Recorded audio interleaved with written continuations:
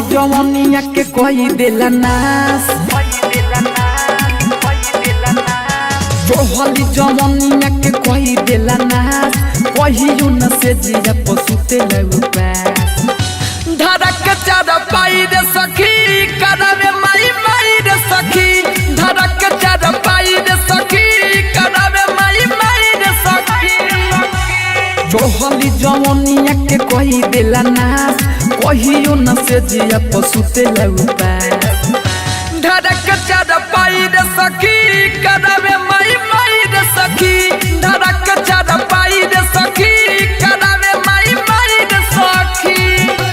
Recording by Tia Studio Ariraj.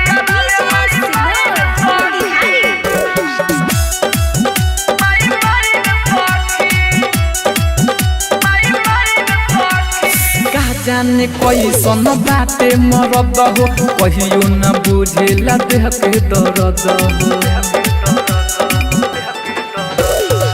जाने कोई सन बाटे मरद हो कहियो न बुझेला देह के दर्द हो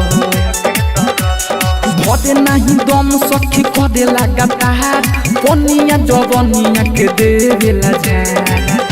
देवेला निहुराई दे सखी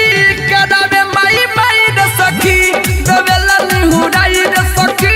करावे माई माई रे सखी। Recording by Tia Studio Ariraj.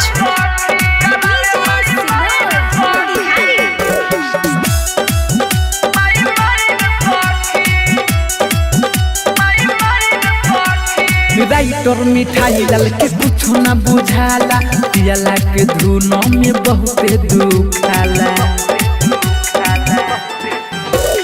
हम परतावे के कुछ न बुझाला पियाला के धुन में बहुते दुखाला